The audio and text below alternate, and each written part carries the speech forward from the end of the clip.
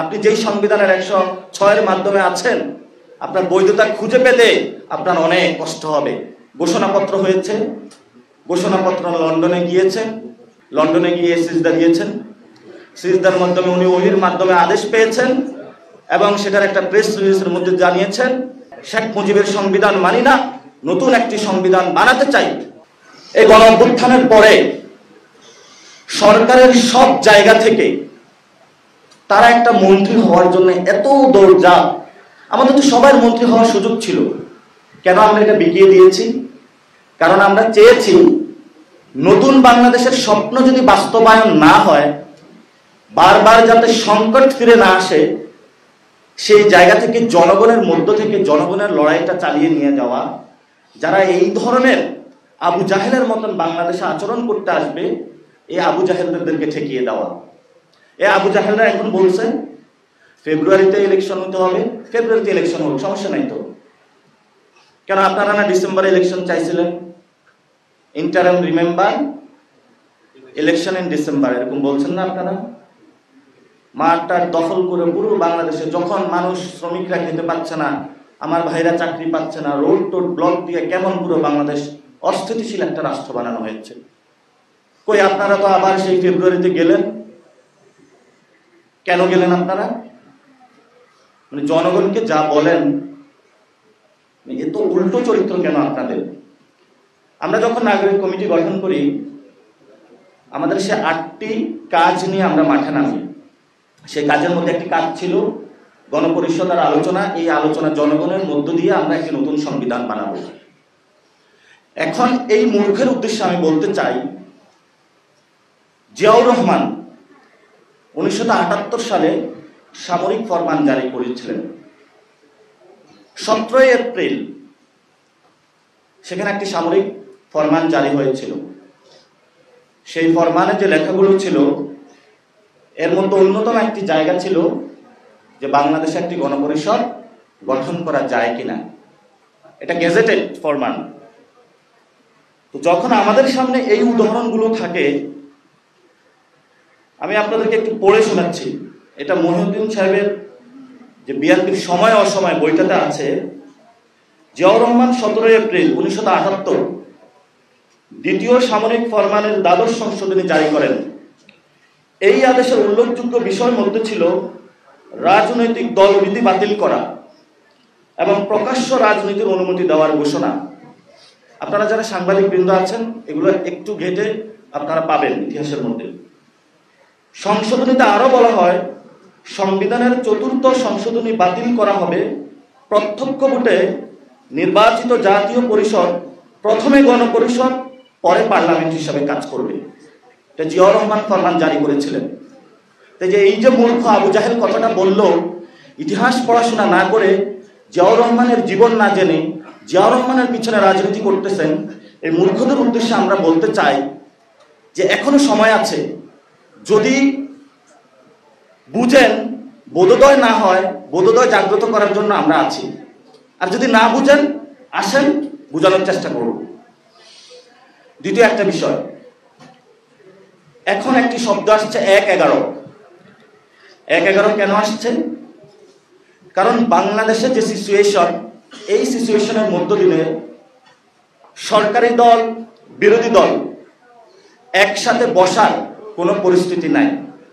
রাজনৈতিক দল বহুদলীয় যে গণতন্ত্র বলা হচ্ছে, বাংলাদেশে কখনো বহুদলীয় গণতন্ত্র হয় নাই।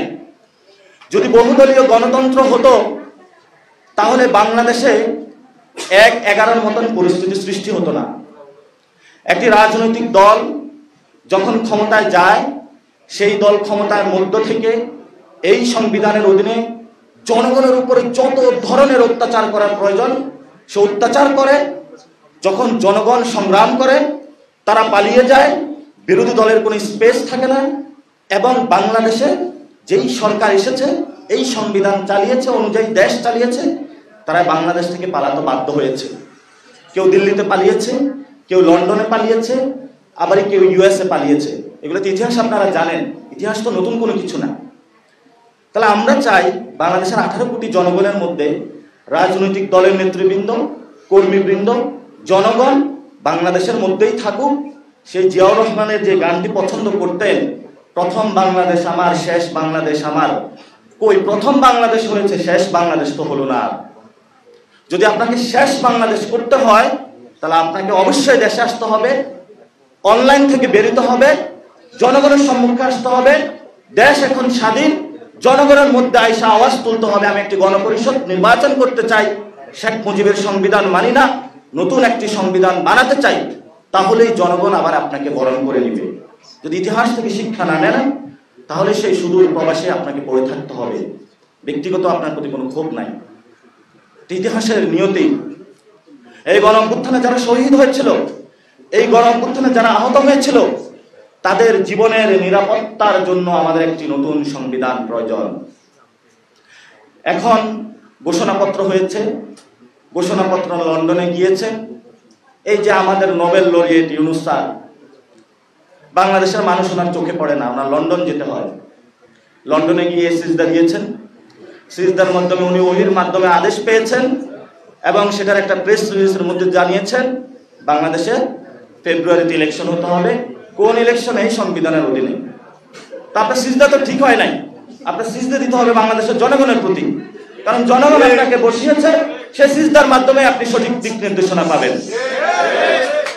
এজন্য ইউনূস সরকারের কাছে আমি আবেদন করছি, দেশের স্থিতিশীলতা রক্ষার নামে ওই সময় সরকার গঠন হয়েছিল। দেশ যদি এখন স্থিতিশীল হয়, আপনি যদি মনে করেন নির্বাচন দিবেন, কিন্তু আমরাও মনে করি যে দেশ যদি স্থিতিশীল হয় তাহলে আমাদেরও একটি সংবিধান আপনি দিয়ে দেন। যদি আপনি দিয়ে দিতে না পারেন তাহলে আপনারও বৈধতা থাকবে না, কারণ আপনি যেই সংবিধানের 106 এর মাধ্যমে আছেন, আপনার বৈধতা খুঁজে পেতে আপনার অনেক কষ্ট হবে। এই জন্য আমরা বলি, বর্তমান যে পরিস্থিতিগুলো চলছে, এনসিপি আমরা একটি জনগণের মধ্যে অর্গানাইজ করে ভবিষ্যৎ বাংলাদেশে নতুন একটি সংবিধানের জন্য মাঠে নামছি এবং বাংলাদেশে গণপরিষদ যদি কোনো নির্বাচন হয়, সেটা গণপরিষদ আগে নির্বাচন হতে হবে। দ্বিতীয়ত একটি বিষয়, আপনি জুলাই সনদ নিয়ে আমাদের মধ্যে কথা হয়েছে, দীর্ঘ আলোচনা হয়েছে ঐক্যমত্য কমিশনে। এখন তাদের বেহাল দশা, এটা কিভাবে বাস্তবায়ন করবে? কারণ তাদের বেহাল দশা এই জন্য, এক নম্বর হলো লন্ডনে সিজদা, আরেক নম্বরে হলো ঐক্যমত কমিশনে যারা আছেন এরাও অনেক গোপনে হলো বিভিন্ন গুলশান, বিভিন্ন ক্লাবে যায় সিজদা দিচ্ছে। ফলত তারা জনগণের যে সিজদা দিতে হবে এটা বুঝতে পারছে না তারা।